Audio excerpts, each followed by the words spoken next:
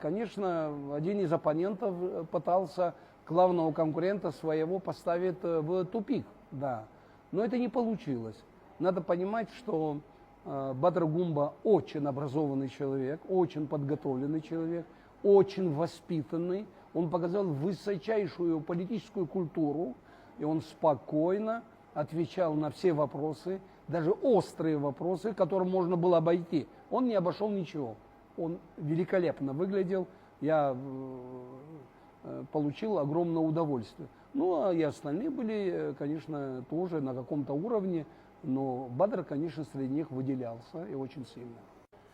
Вы знаете, в ходе предвыборной кампании люди внимательно смотрят, во-первых, напрямую участвуют многие наши граждане, а многие через телеканал, через радио, там, через социальные сети и так далее.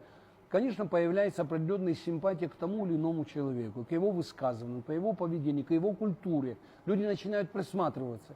Конечно, Бадр Гумба был очень предпочтительный в этом плане. Я к нему давно присматриваюсь, да? Я поражаюсь, насколько этот человек умеет держать себя, насколько он ответственно отвечает на тот или иной вопрос. Да? Бывают же разные вопросы, бывают даже и провокационные, но надо уметь хладнокровно на такие вопросы тоже отвечать.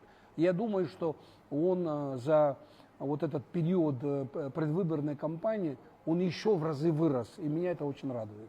Вы знаете, вот в своем выступлении он говорит о правопорядке, да? В своем выступлении он говорит о экономическом и социальном развитии. Нигде нет тонны угрозы, он очень спокойный в этом отношении, в отличие от других, которые хотят судебные процессы. Один даже сказал, мы же не можем полстраны посадить, чтобы другая полстрана их охраняла. Да? Но это вообще, это не разговор, такой разговор я лично не воспринимаю. Да.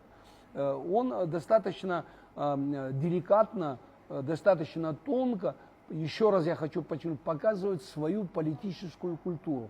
Вы знаете, конечно, антироссийская риторика, она, так скажем, публично не особенно видна, хотя вчера такой вот тон был, очень много людей наехало, что они здесь хотят, надо их выдворить отсюда и так далее. Но это не принятие тех медиаресурсов, которые интересуются событиями в Абхазии, и они здесь работают. Да? В интересах Абхазии нам надо общаться со всеми. И достаточно дружелюбно и тепло. Потому что дружелюбие и тепло даже за чашкой кофе больше решишь, чем на улице. Да? Это очень важный момент.